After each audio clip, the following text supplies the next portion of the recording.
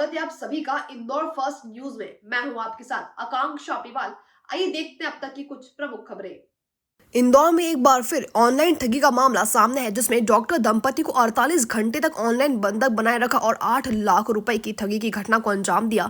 पैसा खत्म होने के बाद ठगों ने फोन काट दिया। पूरे मामले की डॉक्टर दंपति ने इंदौर क्राइम ब्रांच से शिकायत की। दरअसल मध्य प्रदेश की आर्थिक राजधानी कहे जाने वाले इंदौर शहर में लगातार लोगों के साथ ठगी की वारदातें होती नजर आ रही हैं, जिसमें पढ़े लिखे MBBS डॉक्टर भी अब ठगी का शिकार हो रहे हैं। ऐसा एक मामला इंदौर का सामने आया, जिसमें MBBS डॉक्टर के साथ लाखों की ठगी की घटना को ठगों ने अंजाम दिया और इस ठगी की घटना को अंजाम देने के लिए डॉक्टर दंपति को 48 घंटे से ज्यादा समय तक ऑनलाइन बंधक बनाए रखा। इस पूरे मामले में डॉक्टर दंपति ने इंदौर क्राइम ब्रांच से शिकायत की। Indore crime branch additional DCP Rajesh Dandotiya के मुताबिक डॉक्टर दंपति के पास एक कोरियर कंपनी से कॉल आया था कि उनके कोरियर में MDMA ड्रग थाईलैंड में पकड़ा है, जिसके लिए उनको अब मुंबई कस्टम विभाग से संपर्क करना होगा। इसके तुरंत बाद डॉक्टर दंपति के पास एक फर्जी कस्टम विभाग से कॉल आता है और डॉक्टर दंपति को मुंबई बुलाया जाता है। इसके बाद ऑनलाइन के माध्यम से बयान दर्ज करने को ठग ने कहा और इस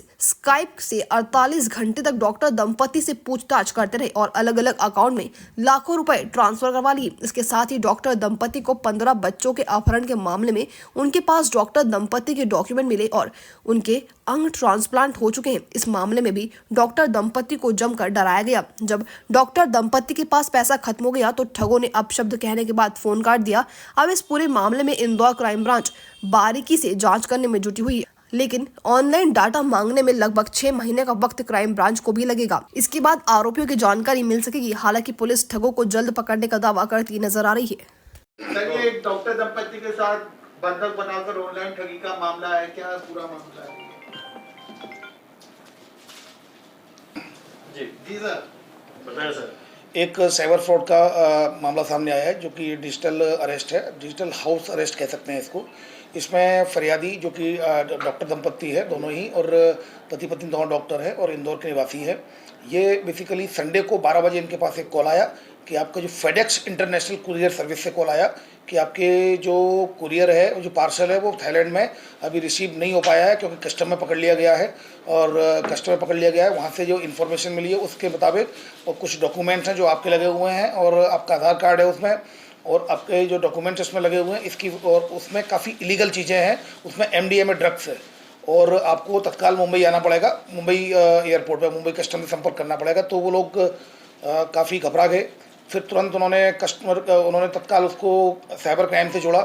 उन्होंने कि वेट करिए, आपको साइबर क्राइम से जोड़ते हैं। फिर साइबर क्राइम के बाद फिर उन्होंने CBI से जोड़ा। CBI से जोड़ने के बाद फिर बोला कि आप मुंबई आ जाएं। तो उन्होंने मना किया, मुंबई आ नहीं सकते हैं, आप ऐसे ही इसको ऑनलाइन ही इसको क्लियर कर लें, इसको ऑनलाइन इन्वेस्टिगेशन कर लें। तो उन्होंने कहा ठीक है, आप स्काइप ID पर आ जाएँ, स्काइप ID पर आ जाए, वीडियो कॉल करें। फिर वीडियो कॉल किया गया, जिसमें जो ID दी थी वो CBI की ID थी, वो क्राइम ब्रांच, वो साइबर क्राइम की ID थी, स्काइप ID। और वीडियो कॉल संडे दोपहर 12 बजे से जो शुरू हुआ, उसके बाद फिर वो लोग लगातार उनसे करते रहे, ऐसा करना है, उनको प्रोसेस बताते रहे। फिर CBI बनकर फिर CBI से फिर RBI में ट्रांसफ़र किया। आपका केस RBI ट्रांसफ़र कर रहे हैं, उनकी जो सर्विलेंस टीम है वो करेगी। फिर उसके बाद उनसे पैसा डलवाना शुरू किया। फिर बोला कुछ डॉक्यूमेंट ऐसे मिले हैं, ये डॉक्यूमेंट्स आपके उसमें यूज हुए हैं, जो बच्चों की किडनैपिंग वाले मामले में जो बच्चे जो रिहा हुए हैं उनके, ऐसा लग रहा है कि ऑर्गन्स का कहीं ना कहीं ऑर्गन ट्रांसप्लांट कर लिया गया है, ऑर्गन उनका निकाल लिए गए हैं। तो ये केस भी आपके खिलाफ बनेगा। फिर उसके बाद ये बोला कि आपके खिलाफ इसके अलावा चाइल्ड ट्रैफिकिंग का भी, एक ह्यूमन ट्रैफिकिंग का भी केस बनेगा, ये डॉक्यूमेंट उसमें यूज हुए हैं।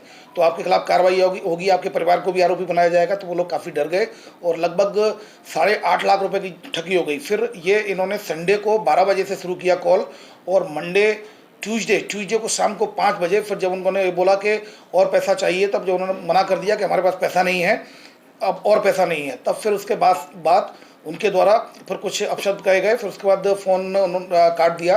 उसके बाद वो कंप्लेंट करने गए। कंप्लेंट करने के बाद फिर यहाँ क्राइम ब्रांच में आए, जहाँ कंप्लेंट दर्ज हो गई है इनकी। 1930 पर भी कंप्लेंट रजिस्टर्ड हो गई है, और जो क्राइम ब्रांच का जो साइबर हेल्पलाइन नंबर है 7049124445, इस पर भी कंप्लेंट रजिस्टर्ड कर ली गई है।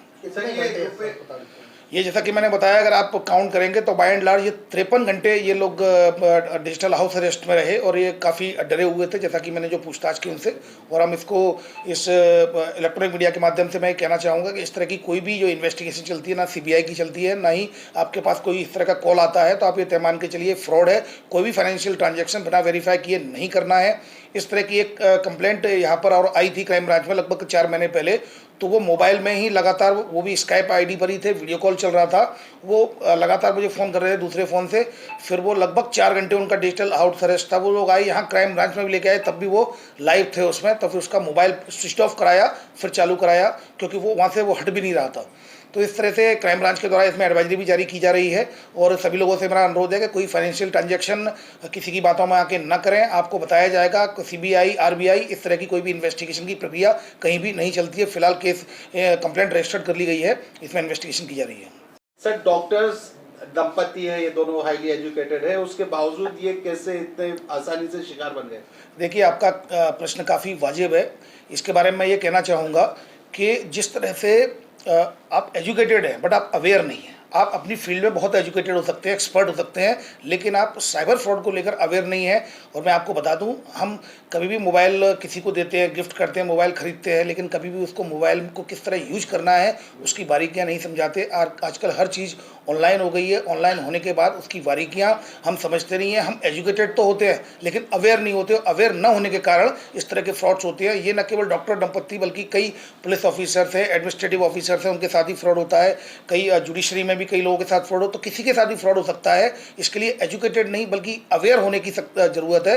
अवेयरनेस कैंपेन लगातार चलाई जानी चाहिए। इंदौर पुलिस कमिश्नरेट के द्वारा लगातार इस बारे में कैंपेन चलाई जा रही है और भी बृहद स्तर पर इस कैंपेन को चलाई जाने की आवश्यकता है। ये करेंगे तो पैसा तो ये रिकवरी मनी है। ये आपको चूंकि इसमें कुछ फीस भरना होगा, आपको फीस भरेंगे। अगर आप इसमें अगर जो पनिशमेंट की फीस होती है, या तो आपको जेल जाना पड़ेगा या फिर आपको पैसा जमा करना पड़ेगा। तो इन्होंने पैसा जमा करना बेहतर समझा। जबकि उनसे मेरी पूछताछ हुई तो उनके द्वारा बताया गया उनका कोई भी पार्सल न तो आना था न जाना था, पर वो इतनी तेज़ी से आपको ट्रैप करते हैं। जैसे ही कॉल करते हैं फिर आपको इतना घेरने की कोशिश करते हैं कि आपके पास समय कम बचता है, जिससे आप अपना बुद्धि विवेक का इस्तेमाल नहीं कर पाते हैं और ट्रैप होते चले जाते हैं और फिर कहीं ना कहीं उसका शिकार हो जाते हैं ठगी का। अधिकारियों के तरीके वेल ट्रेंड थे, बिल्कुल बाइलिंगुअल थे, हिंदी और इंग्लिश। बिल्कुल, इंग्लिश में बहुत अच्छी इंग्लिश का इस्तेमाल कर रहे थे। जैसा कि मुझे पूछताछ पर उनके द्वारा बताया गया था, बहुत वेल बिहेव थे। और उसमें वर्दी पहने हुए एक ऑफिसर भी आया था, उसके द्वारा बताया गया लास्ट में एक वर्दी पहने ऑफिसर आया था। उससे पहले तो वीडियो कॉल कर रहे थे, यही वीडियो कॉल पर थे, वो नहीं थे, लेकिन एक वर्दी पहने हुए एक व्यक्ति आया जिसने अपने आप को सीबीआई अफसर बताया। सर, क्या लगता है बाहर के विदेशों के भी कुछ? नहीं, निश्चित रूप से ये कहीं ना कहीं यहीं की इंडिया की ही गैंग है। उस तरह के कुछ फ्रॉड के मामले बड़े हैं और इसमें कार्रवाई की जा रही है। सर, इस तरीके के जो फ्रॉड होते हैं उनको पकड़ने में पुलिस कहाँ असफल रहती है, क्योंकि लगातार इस तरीके के मामले सामने आ रहे हैं। इसके पहले भी आपने बताया पुराना मामला है, उसमें भी गैंग अब तक नहीं पकड़े। देखिए, जो पुराना मामला था उसमें फ्रॉड हो नहीं पाया था और चूंकि इसमें एक आई कंप्लेंट रजिस्टर्ड हुई है तो इसमें प्रयास करेंगे। दूसरा क्या होता है कि जो साइबर फ्रॉडस्टर्स होते हैं वो आपसे हज़ारों किलोमीटर दूर बैठे होते हैं। फिर आप स्काइप से हम जानकारी बुलवाएंगे या व्हाट्सअप से जानकारी बुलवाएंगे तो जानकारी आने में ही 3-3 महीने 4-4 महीने ये लोग, चाहे इंस्टाग्राम हो, चाहे सोशल मीडिया कोई प्लेटफॉर्म हो, चाहे कोई भी डोमेन हो, वहाँ से जानकारी आने में 3 से 4 महीने लग जाते हैं। क्योंकि कई जो सोशल मीडिया के जो प्लेटफॉर्म्स हैं, डिजिटल प्लेटफॉर्म्स हैं, उनके ऑफिसेज यूएस में, कैलिफोर्निया में, वहाँ से जानकारी आने में यहाँ के नोडल के माध्यम से लगभग 6-6 महीने का समय भी लग जाता है। तो निश्चित रूप से इसमें कुछ टेक्निकल प्रॉब्लम्स भी आती है और ये लोग बहुत रिमोट एरिया में रहते हैं। अगर आप देखेंगे तो इसमें कई स्टेट्स हैं जिसमें झारखंड है और आपका जो बिहार है, पश्चिम बंगाल में भी इस तरह के